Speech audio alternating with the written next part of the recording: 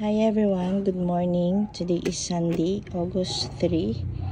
And kanina pa ako dito sa garden, siguro mga 4:30. So naghahanap ako ng mga gagawin. Kaya naisip ko na i-share ko naman sa inyo. Ayan, ang dami niya ng dry leaves. Naumpisahan ko na nga ito kanina. Ayan. O, pagpasensya nyo na yung kuko ko kasi kanina pa ako naglilinis dito. Kaya talaga naman puro lupa yan. And nung tinatanggalan ko ng dry leaves dito, ayan o, ang daming babies pala niya. Eh, hindi ko naman siya naasikasong tignan lagi. So pataas na rin siya o. Pataas na rin ang pataas.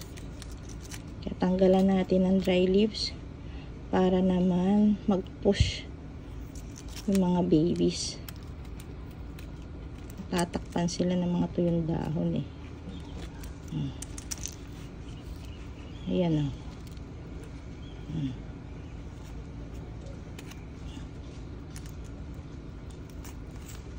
Lalo na to. Ayan.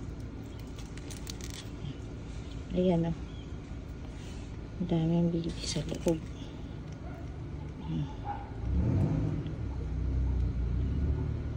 Ouch. Parang may kumagat sa akin. Ang sakit nandito ko. Ano kaya eh? Kumagat. Ano kaya? Ba't ang sakit?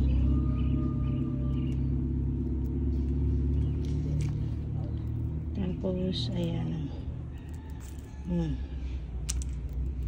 Daming babies. Naglegi na. Tanggalin ko na to. Tuyot na.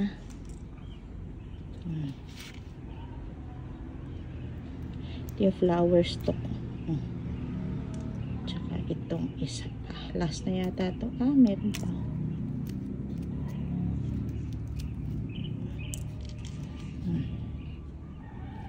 Damo pa.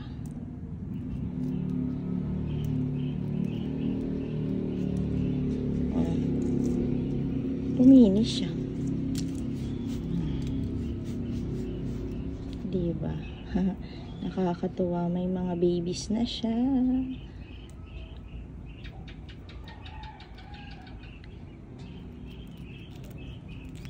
Mabuti hindi maselan sa akin.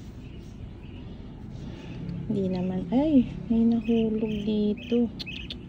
Ayan, naputol yata, oh.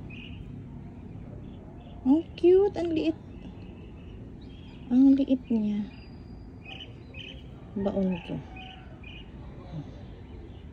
Diyan ka sa gilid kung tumubo ka.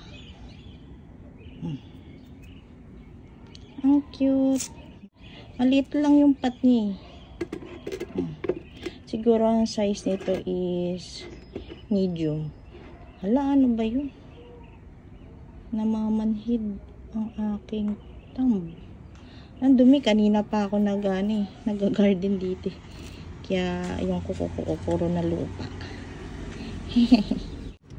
Ganda niya. So yun lang muna for today's video. Thank you for watching mula sa aking succulent garden. And maglilinis na ako ng kuko. O, diba? Linis na ng kuko. Good morning. Happy Sunday. And until next time. Bye! Ay, hindi. Mas crispy yung kahapon. Yung kay rose cabbage. Itong tigas. Tigas ng dahon.